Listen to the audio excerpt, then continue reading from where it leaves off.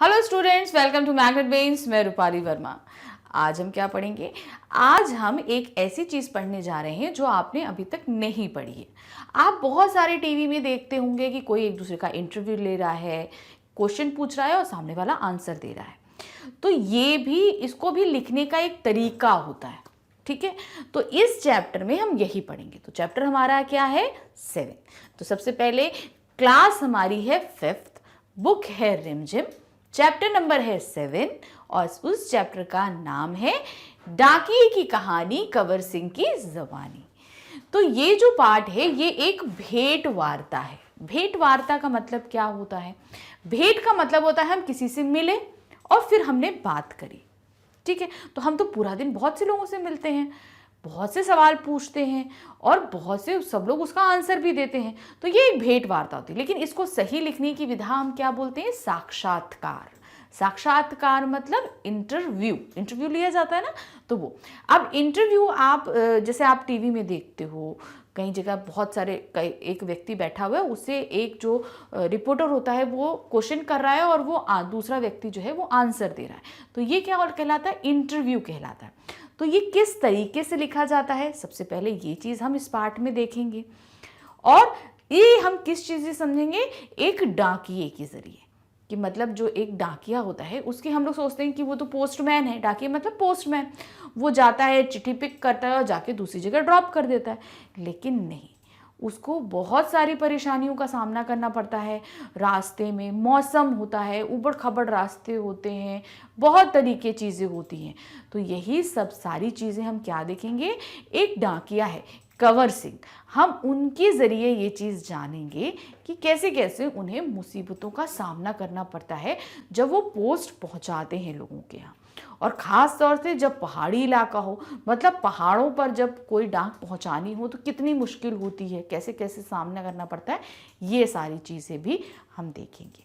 तो क्या हुआ, एक व्यक्ति हैं जो कंवर सिंह से मिलने जाते हैं, उनसे कुछ क्वेश्चन पूछते हैं और कंवर सिंह उसके जवाब देते हैं। तो इस पार्ट में हम जो सबसे 2 महत्वपूर्ण चीज़ें सीखेंगे वो है एक पोस्टमैन को किस तरीके से परेशानियों का सामना, कौन कौन सी परेशानियां और कितनी खुशी का भी सामना करना पड़ता है जब वो सही जगह लेटर पहुंचा देता है, पैसे पहुंचा देता है, खुशियां पहुंचा देता है। ये सब चीज़ें हम जानेंगे एक डाकिये की ज़ुबानी। फिर दूसरी हम जो बहुत इंपॉर्टेंट चीज़ सीखेंगे वो है इंटरव्यू को लिखने का तरीका, कि कैसे लिखा जाता है। क्योंकि हर एक चीज़ सिंपल लाइन में नहीं लिखी जाती कि हमने उठाया और हमने लिखना शुरू कर दिया। इसको भी लिखने का तरीका अलग होता है। क्योंकि जैसे हमने बताया हर एक चीज़ की विधा अलग होती है, विधा का मतलब लिखने का तरीका अलग अलग होता है। उसी तरह इसको भी लिखने का तरीका अलग होता है। तो चलिए देखना शुरू करते हैं इस चैप्टर को। तो क्या दिया गया है?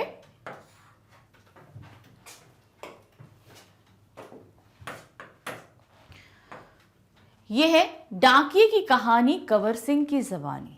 क्या है? शिमला की मॉल रोड पर जनरल पोस्ट ऑफिस है। जनरल पोस्ट ऑफिस मतलब हर सिटी में अपना एक पोस्ट ऑफिस होता है, ठीक है। तो वहां पर एक पोस्ट ऑफिस है।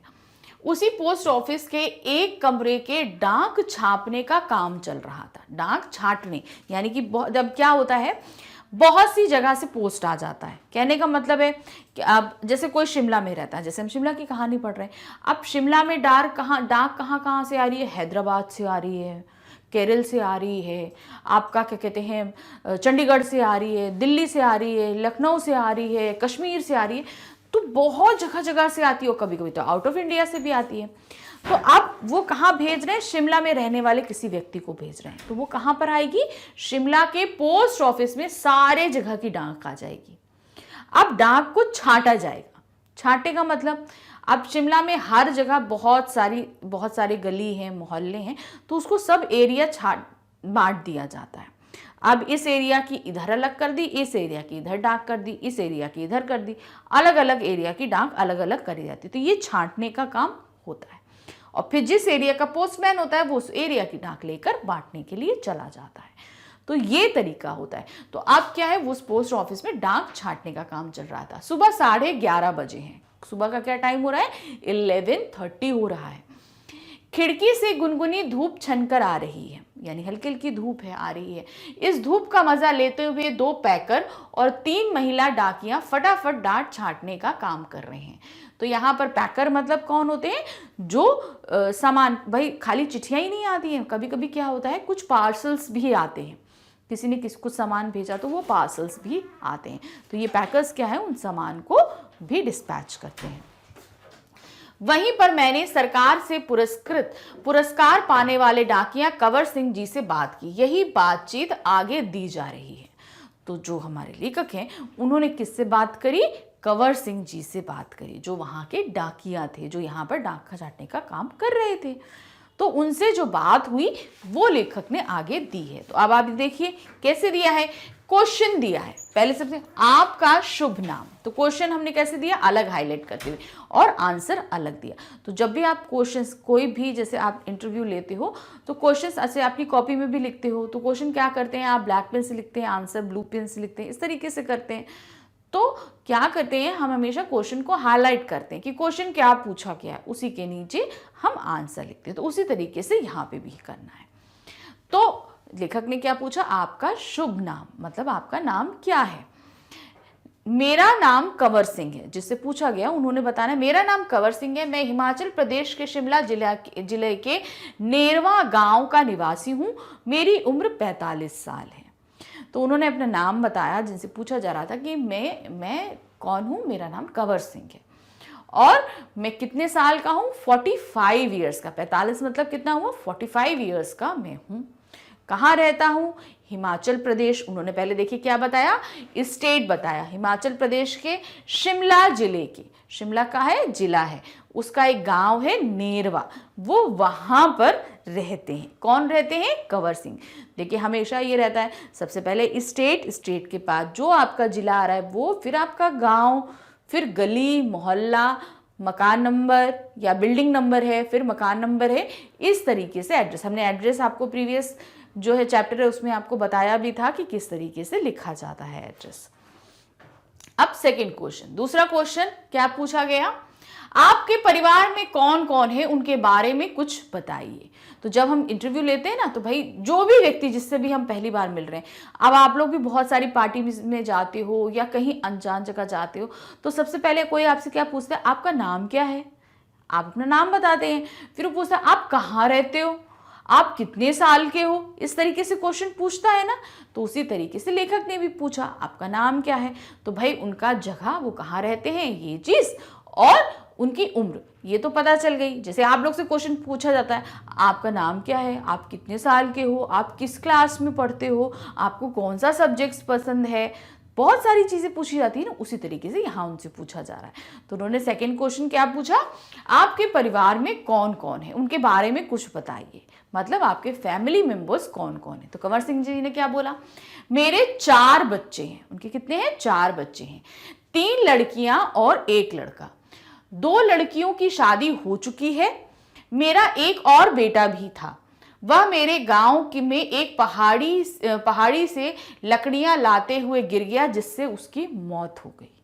तो उन्होंने क्या बताया कि मेरे अभी 4 बच्चे हैं, मगर 1 लड़का जो है वो मर चुका है। अभी मेरी 3 लड़कियां और 1 लड़का है, जिनमें से कितनी, 2 लड़कियों की शादी हो चुकी, 3 लड़कियों में से 2 लड़कियों की शादी हो गई है, उनके 1 लड़का और 1 लड़की है, और 1 लड़के की मृत्यु हो चुकी है, जो पहाड़ी पर लकड़ियां बिन रहा था और वो जो है पहाड़ी से नीचे गिर गया, तो वो मर गया। फिर दूसरा क्वेश्चन, आपके बेटे के साथ जो हुआ उसका हमें बहुत दुख है, आपके इलाके में इस तरह की घटनाएं क्या अक्सर होती हैं? तो जो भाई किसी का बेटा खत्म हो जाए तो कितना दुख की बात होती है, भाई किसी का कोई भी खत्म हो जाए तो दुख की बात होती है। तो उन्होंने पूछा कि भाई हमें बहुत दुख है कि आपके बेटे के साथ ऐसा हुआ, तो क्या इस इलाके में ऐसा अक्सर होता रहता है कि लोग पहाड़ी से गिरते रहते हैं और मरते रहते हैं? जैसे हम लोग भी कोई चीज़ जानते हैं, क्यूरियस होते हैं, तो हम लोग पूछते हैं ना क्या ऐसा होता है। तो उसी तरीके से हमारे लेखक ने पूछा कि आपके इलाके में ऐसा होता रहता है। तो लेखक ने जब कंवर सिंह से पूछा तो कंवर सिंह जी ने क्या बोला, जी ऐसी घटनाओं का होना असाधारण नहीं है, यहाँ हर साल तिरछी ढलानों या ढाकों के से घास काटते हुए कई औरतें गिरकर मर जाती हैं, फिर भी यहाँ ऐसे ही रास्तों पर चलना पड़ता है क्योंकि दूसरे कोई रास्ते होते ही नहीं हैं। हमारे गांव में अभी तक बस नहीं पहुंच पाती है। हिमाचल में हजारों ऐसे गांव हैं जहां पैदल चलकर ही पहुंच सकते हैं। तो उन्होंने बताया कि हाँ, यहाँ पर ऐसी घटनाएं असाधारण नहीं है, मतलब कोई अनयूजुअल सी बात नहीं है, ऐसा अक्सर होता रहता है। तिलछी ढलानों पर घास काटा जाए या लकड़ियां बिनी जाए तो अक्सर औरतें गिर के या कोई और गिर के मर जाता है। यहाँ के रास्ते, पहाड़ियाँ ऐसी दुर्गम हैं कि यहाँ पर आज भी बहुत से ऐसे गांव हैं जहाँ पे सिर्फ पैदल चल के ही पहुँचा जाता है। तो कंवर सिंह ने खुद बताया कि उनका जो नरेवा गांव है वहाँ तक अभी बस नहीं पहुँचती है। भाई रास्ते इतने, पहाड़ इतने दुर्गम होते हैं। आप लोग में बहुत सारे जो लोग हैं वो गए होंगे पहाड़ों पर, तो आप देखिए ना पहाड़ी रास्ते कितने दुर्गम होते हैं, गहरी गहरी खाइयाँ होती हैं, ऊंचे ऊंचे पहाड़ होते हैं, पत्थर होते हैं, गिरते रहते हैं। तो रास्ते बनाने भी हर पहाड़ पर आसान नहीं होते हैं। तो उसी तरीके से उन्होंने बताया कि अभी ऐसी बहुत सी जगहें हैं जहाँ पर सिर्फ पैदल चल के ही पहुँचा जाता है, कोई और कन्वेंस ही नहीं है कि आप किसी और तरीके से पहुँच जाइए। अब इसके बाद जो नेक्स्ट क्वेश्चन आता है, क्या होता है, फिर आपके बच्चे पढ़ने कैसे जाते होंगे? अब बताइए, हम सभी के घर पे क्या होती है, स्कूल बस या ऑटो या कोई भी टैक्सी वैन आती है, हम लोग उसमें बैठते हैं और अपने स्कूल चले जाते हैं।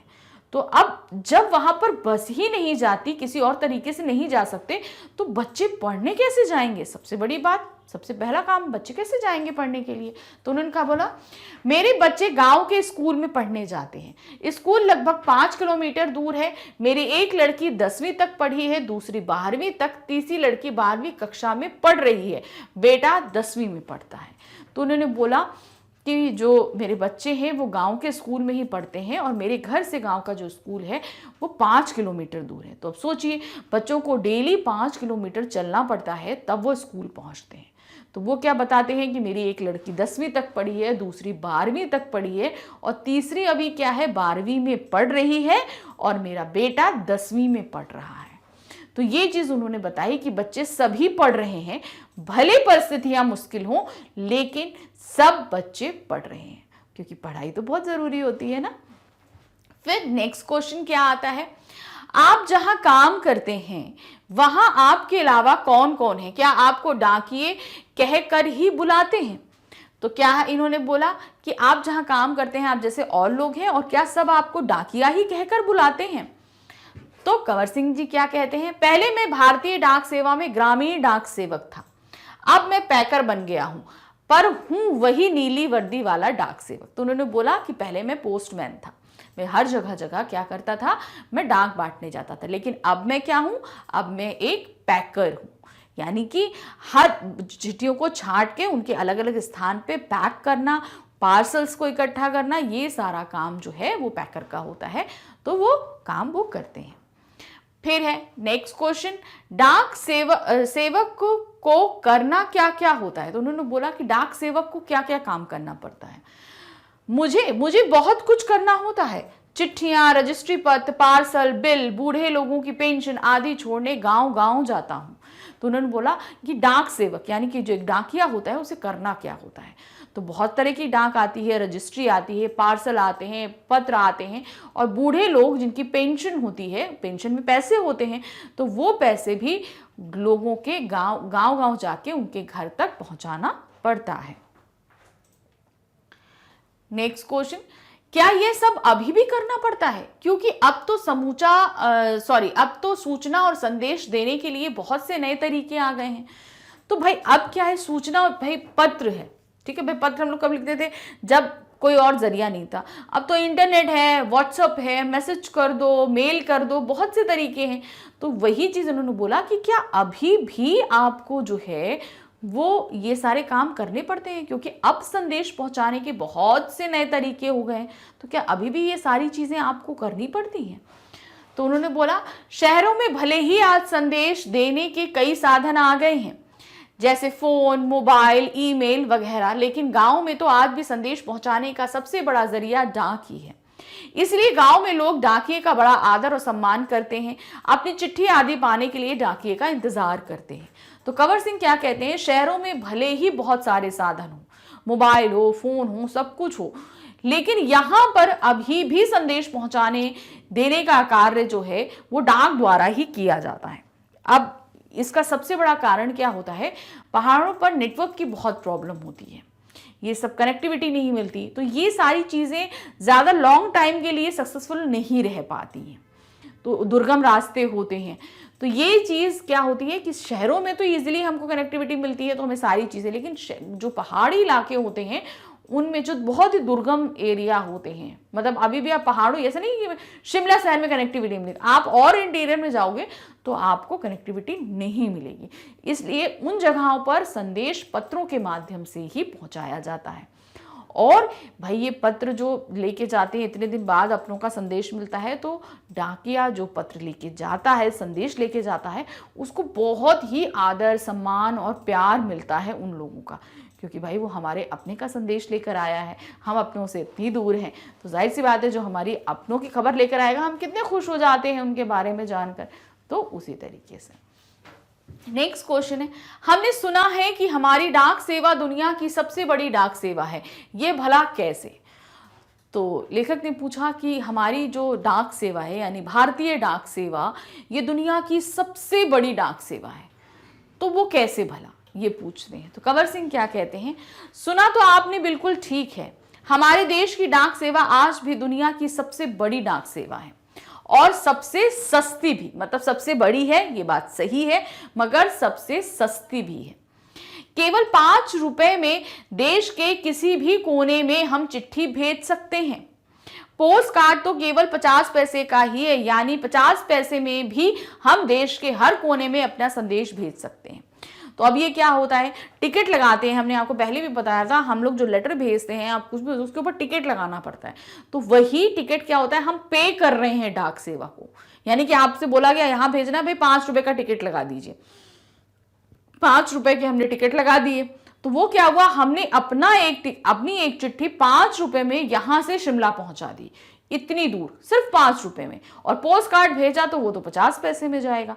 तो मतलब कहने का क्या है कि इसलिए सबसे सस्ती है क्योंकि हम इतनी दूर दूर संदेश इतने कम पैसे में पहुंचा देते हैं। नेक्स्ट क्वेश्चन है, आपको अपनी नौकरी में मजा तो बहुत आता होगा। तो लेखक पूछते हैं कि आपकी नौकरी में तो बहुत मज़ा आपको आता होगा। तो कंवर सिंह क्या कहते हैं, मुझे अपनी नौकरी बहुत अच्छी लगती है। जब मैं दूर नौकरी करने वाले सिपाही का मनी ऑर्डर लेकर उसके घर पहुंचता हूं तो उसके बूढ़े माँ बाप का खुशी भरा चेहरा देखते ही बनता है। अब मज़ा क्यों आता है, अब मान लीजिए किसी का बेटा बहुत दूर है बैठा है, अपने माँ बाप को पैसे भेज रहा है या संदेश भेज रहा है, तो जब वो संदेश माँ बाप को मिलता है तो उनकी खुशी का ठिकाना नहीं रहता है। तो वो जो खुशी का चेहरा होता है, सब कुछ देखना बहुत ही ज़्यादा होता है। अब जैसे आप मम्मी पापा से स्कूल चले जाते हो, स्कूल से लौट के आते हो, मम्मी जैसी मिलती है आप कितना खुश हो जाते हो, मम्मी को देख के बहुत खुशी होती है ना। आप मम्मी से 4-5 घंटे बाद मिल रहे होते हो तो आप इतना खुश हो जाते हैं। सोचिए जिसके बच्चे बहुत दूर रहते होंगे, वो संदेश भेजते होंगे तो उनके माँ बाप को जब वो संदेश मिलता होगा तो कितने खुश होते होंगे। मनी ऑर्डर बच्चे भेजते हैं, मतलब अपने मम्मी पापा के लिए पैसे भेजते हैं, तो वो पाके कितना खुश हो जाते हैं। तो ये सारी खुशी भरी बातें जब कंवर सिंह देखते हैं ना तो उनको बहुत ज़्यादा खुशी होती है। ऐसे ही जब किसी का रजिस्ट्री पत्र पहुंचता है जिसमें कभी रिजल्ट कभी नियुक्ति पत्र होता है तो लोग बहुत खुश होते हैं। तो अब इसी तरह किसी का रजिस्ट्री आती है, मान लीजिए किसी को नौकरी लग गई, अब उसको हम दे रहे हैं कि ये तुम्हारा रजिस्ट्री आया, तुम्हारी नौकरी लग गई। अब किसी को पता चले मेरी नौकरी लग गई तो कितना खुश होगा वो। उसी तरह कोई होगा किसी का रिजल्ट आया है, कहीं कोई एग्जाम दिया था उसका रिजल्ट आया, बाय पोस्ट आया, ऐसे नहीं पता चला उसको। अब जब रिजल्ट आया, अरे मैं तो पास हो गया, इतने अच्छे नंबर से पास हो गया, तो कितनी खुशी होगी उसको। तो ये सब चीज़ें जब कंवर सिंह उनको बताते हैं और उन लोगों के चेहरे पे खुशी देखते हैं तो वो खुशी बहुत अच्छी, और कंवर सिंह को इसी बात में बहुत मज़ा आता है। बूढ़े दादा और बूढ़ी नानी तो पेंशन के पैसे मिलने पर बहुत ही खुश होते हैं। जब बूढ़े लोगों को पेंशन के पैसे मिलते हैं तो भी वो बहुत खुश होते हैं। 6 महीनों तक वे मेरा इसके लिए इंतज़ार करते हैं। हिमाचल के बूढ़े लोगों को पेंशन हर 6 महीने बाद इकट्ठी दी जाती है।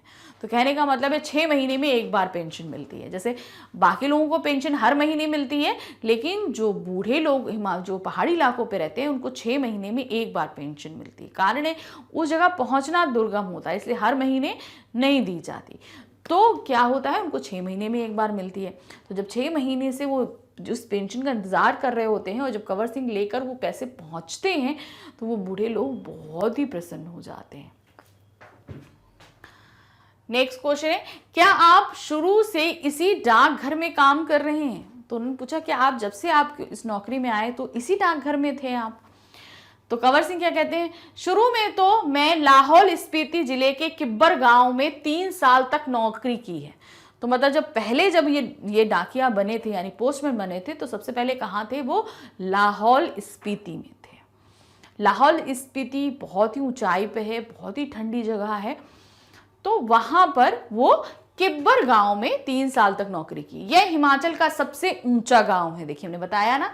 इसके बाद 5 साल तक इसी जिले के काजा में, मतलब पहले किब्बर गांव में, फिर लाहौल स्पीति के ही काजा में, और 5 साल तक किन्नौर जिले में नौकरी करी। तो मतलब कितना, 5-5 साल हर जगह करी। उस वक्त इन गांवों में टेलीफोन भी नहीं था। तो जिस समय इन्होंने नौकरी शुरू करी थी उस समय क्या था, इन गांवों में टेलीफोन तक नहीं हुआ करता था। बसें भी सिर्फ मुख्यालयों तक ही जाती थी। मुख्यालय थे मतलब जो मेन हेड ऑफिस होता है ना, वहां तक आते थे और इंटीरियर में नहीं जाती थी। अभी भी कई ऐसे गांव हैं जहां ना तो बस जाती है और ना ही वहां टेलीफोन है। ऐसी जगह में ग्रामीण डाक सेवा बहुत मान किया जाता है। तो कहने का मतलब, जिस गांव में टेलीफोन भी नहीं हो, कोई बस भी ना पहुंच पाए, उस जगह डाक का पहुंचना बहुत ही बड़ी बात होती है। और डाकिए का तो वहाँ बहुत सम्मान किया जाता है, क्योंकि वो बहुत ही इंपॉर्टेंट चीज़ें, बहुत ही इंपॉर्टेंट खबरें लेकर वहाँ पर आता है। नेक्स्ट क्वेश्चन था, आप पहाड़ी इलाके में रहते हैं, जाहिर है डाक पहुंचाना आसान काम तो नहीं होगा। अब देखिए, पहाड़ी जो इलाके होते हैं, आप लोग अगर पहाड़ों पर गए हो तो आपने देखा होगा कितना दुर्गम रास्ता होता है। तो उन जगहों जहाँ पर बहुत ही मुश्किल हो चलना, वहाँ पर डाक पहुँचाना तो और मुश्किल होता हुआ। तो यही चीज़ लेखक ने पूछी। तो कंवर सिंह क्या बोलते हैं, हाँ मुश्किल तो आती ही है। जब मैं किन्नौर जिले के मुख्यालय रिकांगपिओ में नौकरी करता था तो सुबह 6 बजे मेरी ड्यूटी शुरू हो जाती थी। मतलब कितना, मॉर्निंग 6 o'clock। तो वहाँ पर उनकी मतलब वो तुरंत ही जॉब करने 6 बजे पहुँच जाते थे। मैं 6 बजे सुबह शिमला जाने वाली बस में डाक बोरा रखता था। मतलब क्या होता था, डाक बोरा सुबह 6 बजे बस में रखा जाता था और रात को 8 बजे शिमला आने वाली बस से डाक का बोरा उतारता था। मतलब 6 बजे बस में रखना और 8 बजे रात में उसी जो लौटती थी वहां से बोरा उतारना। पैकर को यह सब काम करने पड़ते हैं। किन्नौर और लाहौल स्पीति हिमाचल प्रदेश बहुत ही ठंडे और ऊंचे जिले हैं। तो उन्होंने बताया कि बहुत ठंडे, भाई जितनी ऊंचाई पे होगा उतना ही ऊंची ठंडी जगह होगी। तो लाहौल स्पीति बहुत ही, किन्नौर और जो है लाहौल स्पीति बहुत ही ठंडी जगहें हैं।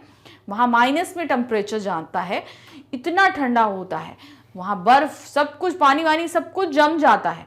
तो सोचिए उस जगह सुबह 6 बजे उठकर जॉब शुरू करना कितना मुश्किल होता होगा।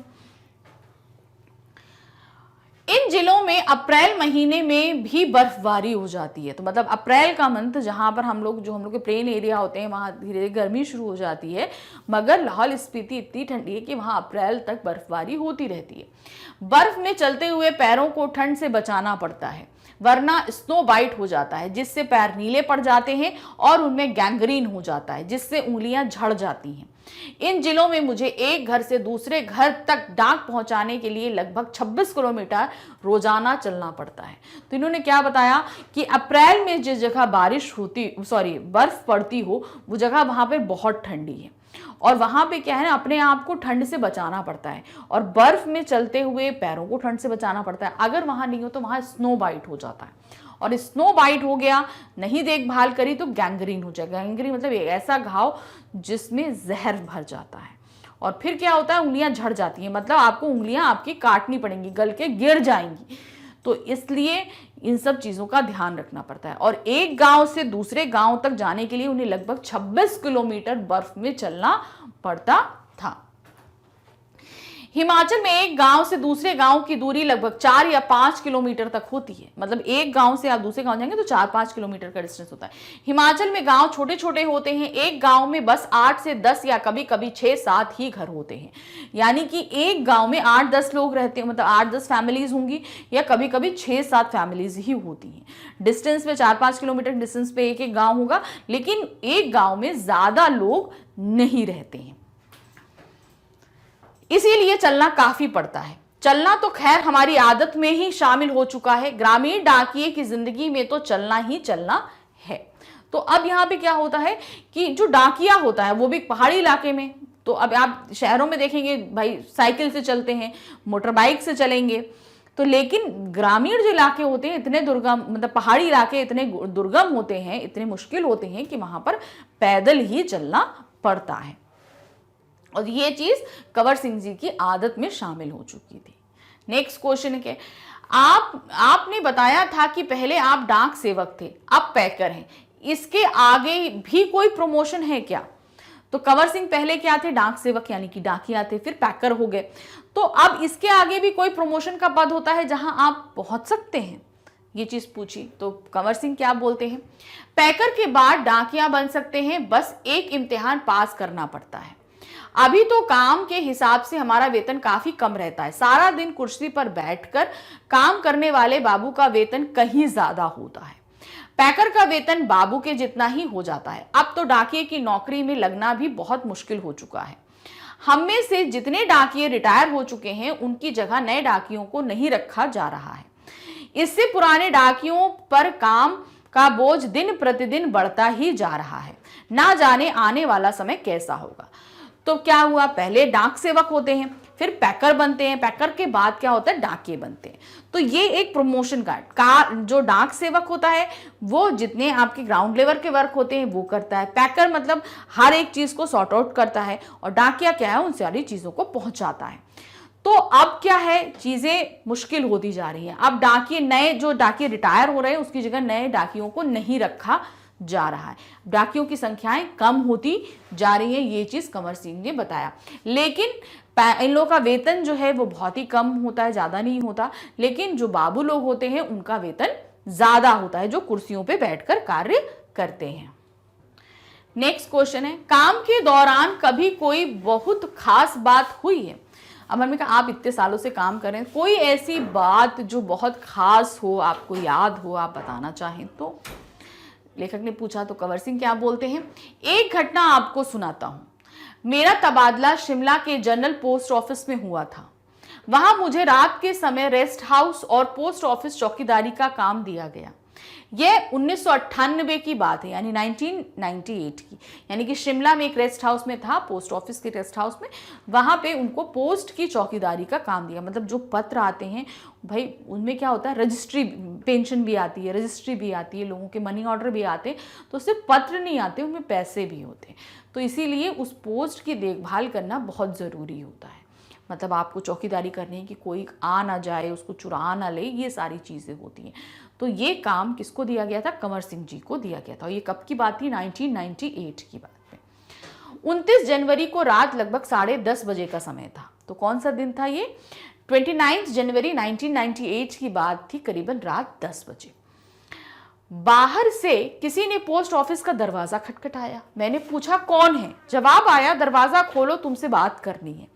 रात में इतनी देर, भाई पहाड़ी इलाकों में रातें, मतलब जैसे ही अंधेरा हुआ रात हो गई, और 10 बजे तो मतलब आधी रात हो गई। तो इतना टाइम था, इतनी रात में किसी ने दरवाजा खटकाया। तो कंवर सिंह ने सीधा पूछा कि भाई कौन है? तो उन्होंने बोला दरवाजा खोलो, हमें कुछ बात करनी है। मैंने दरवाजा खोला तो अचानक 5-6 लोग अंदर घुसे और मुझे पीटना शुरू कर दिया। मैंने पूछा क्यों पीट रहे हो? उन्होंने कोई जवाब नहीं दिया। तो अब क्या हुआ, कंवर सिंह पहचान लोग थे, उन्होंने खोल दिया, भाई बात करनी, उन्होंने खोल दिया। तो उन्होंने पूछा क्या बात है? 4-5-4-6 लोग अंदर आए और उन्होंने कंवर सिंह को मारना शुरू कर दिया। कंवर सिंह पूछ रहे भैया क्या बात है, क्यों मार रहे हो, क्या है? मगर वो लोग कोई जवाब ही नहीं दे रहे, बस मारते जा रहे हैं कंवर सिंह को। सारे ऑफिस की लाइटें बंद कर दी। इससे पहले कि मैं कुछ समझ पाता, मेरे सिर पर किसी भारी चीज से कई बार मारा, जिससे मेरा सिर फट गया। मैं लगातार चिल्लाता रहा। तो उन्होंने क्या किया, सारे ऑफिस की लाइट बंद कर दी। वो खूब चिल्ला रहे थे, लेकिन क्या हुआ, किसी ने सर पे उनके मारा, 4-5 किसी भारी चीज़ से मारा, उनका सर फट गया, यानी कि उनको चोट आ गई, खून बहने लगा।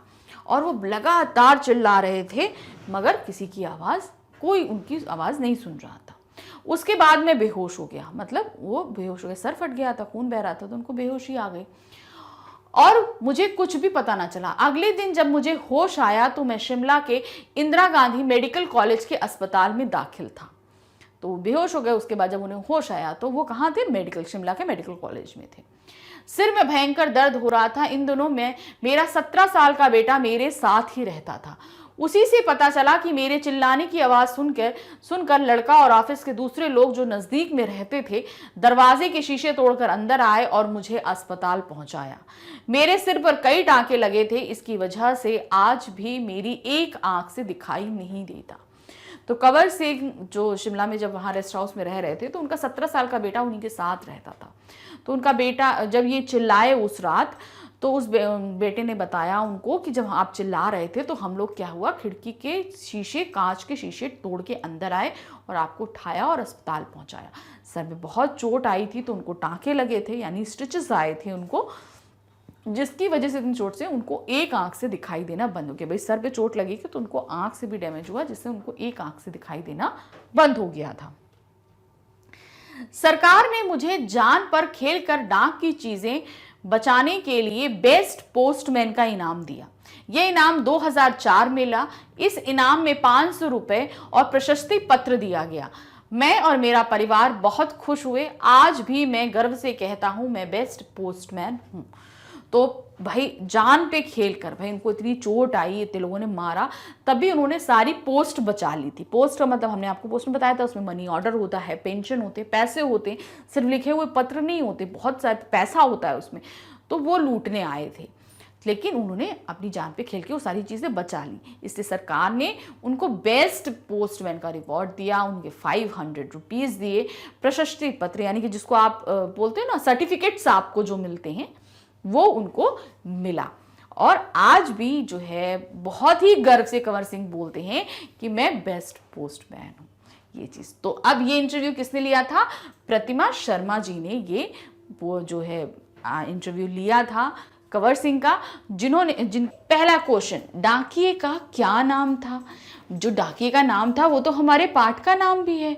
क्या था, डाकिए की कहानी, कंवर सिंह की जबानी। तो डाकिए कौन हुआ, कंवर सिंह। तो उसको लिखेंगे कैसे, ऐसे नहीं लिख देंगे कि हमने सिर्फ क्वेश्चन पूछा गया और लिख दिया डाकिए का क्या नाम था, आपने लिख दिया कंवर सिंह, ऐसे नहीं लिखना है। क्या लिखेंगे, हम पूरा सेंटेंस बनाकर लिखेंगे। कैसे, डाकिए का नाम कंवर सिंह था, इस तरीके से पूरा लिखेंगे। अब क्वेश्चन नंबर 2 है, डाकिया कहाँ का रहने वाला था। तो डाकिया ने बताया था ना कि वो कहाँ का रहने वाला था। डाकिया हिमाचल प्रदेश के शिमला जिले के नेरवा गांव का रहने वाला था। तो देखिए, इस तरीके से खाली हम ये नहीं बोलेंगे कि सिर्फ नेरवा गांव का रहने वाला था। अब नेरवा गांव कहाँ हो सकता है, हमें ये पूरा बताना पड़ेगा, ये ध्यान रखिएगा। तो हम इसको पूरा बताएंगे। कैसे बताएंगे, हिमाचल प्रदेश, पहले हम स्टेट बताएंगे, फिर उसके बाद क्या आएगा, जिला आएगा, यानी डिस्ट्रिक्ट आएगा। क्या आएगा, शिमला जिले का, हिमाचल प्रदेश में शिमला जिले के, फिर गांव आएगा, कौन सा आएगा, नेरवा गांव। तो ये आपको ध्यान रखना है कि जब भी देखो हमने आपको पहले चैप्टर्स में भी बताया था कि जब कभी हम एड्रेस लिखते हैं तो एड्रेस क्या करते हैं, छोटी भौगोलिक इकाई से शुरू करके हम बड़ी भौगोलिक इकाई तक जाते हैं। भौगोलिक मतलब भूगोल, यानी कि हमारी पृथ्वी पर जो चीज़ जिस हिसाब साइज से हम उस हिसाब से चलते हैं। जैसे कि सबसे छोटा हमारा घर है तो हमने घर का नंबर देते हैं, फिर उसके बाद हमारी बिल्डिंग आती है, हमने बिल्डिंग का नाम दिया, उसके बाद हमारी गली आती है, गली का नाम दिया, फिर कॉलोनी का नाम देते हैं। कॉलोनी के बाद क्या है, हम पूरे एरिया, जो एरिया पड़ता है वहाँ देंगे, फिर जिस डिस्ट्रिक्ट में पड़ता है, फिर स्टेट हमारा कौन सा है, फिर पिन नंबर है। तो उसी तरीके से जब भी कोई पूछा जाता है, जैसे यहाँ पर भी देखिए, अगर कंवर सिंह से पूछा गया था कि आप कहाँ रहते हैं, तो उसने क्या बताया था, मैं कहाँ रहता हूँ, हिमाचल प्रदेश के शिमला जिले के नेरवा गांव में रहता हूँ। तो उसी तरह आप सबको भी पता होना चाहिए कि आप किस स्टेट में हैं, किस डिस्ट्रिक्ट में हैं और किस जगह पे। आप सभी को अपना अपना एड्रेस पता होना चाहिए और पूरा पूरा पता होना चाहिए। अब आते हैं क्वेश्चन नंबर 3 पे। कंवर सिंह के परिवार में कौन कौन सदस्य थे? तो अब उन्होंने क्या बताया था? कंवर सिंह के परिवार में उनके 4 बच्चे थे। अब इसी को आप थोड़ा सा और अच्छे से लिख सकते हो। कैसे लिखोगे? खाली उन्होंने जितना पूछा उतना आंसर नहीं। तो उनके क्या थी? उनकी 3 लड़कियां थी। कितनी थी? 3 लड़कियां, 1 लड़का था, और 1 लड़का जो है उसका आकस्मिक निधन हो गया था। आकस्मिक मतलब अचानक, कोई वजह नहीं हो, कुछ न हो। जैसे वो क्या हुआ था, वो पहाड़ी से लकड़ियां चुन रहा था और गिर गया था तिरछी ढलान से, तो वही चीज़। तो आप इस तरीके लिखोगे कि कंवर सिंह के परिवार में 4 जो है परिवार, उनके 4 बच्चे थे। 4 बच्चों में 3 लड़कियां और 1 लड़का था, और उनके 1 लड़के का आकस्मिक निधन हो गया था। अब देखिए इसी से कितने सारे क्वेश्चन बनते हैं। पहला क्वेश्चन बनता है उनकी लड़कियां कहाँ तक पढ़ी थी, उनका लड़का किस क्लास में पढ़ रहा था, जो लड़के का निधन हुआ वो किस कारण से हुआ। तो बहुत सारे कारण होते हैं। तो ये सारी चीज़ें आपको ध्यान रखनी होंगी कि जब हमने पाठ पढ़ा था तो ये सारी चीज़ें पढ़ी थी, तो इसीलिए पाठ ध्यान से पढ़िएगा। फिर है क्वेश्चन नंबर 4, डाक सेवा को क्या क्या करना पड़ता है? डाक सेवक जो होता है उसको क्या क्या करना पड़ता है? क्या था? डाक सेवक को चिट्ठियां, रजिस्ट्री पत्र, पार्सल, बिल, बूढ़े लोगों की पेंशन आदि बांटने गांव-गांव जाना पड़ता है।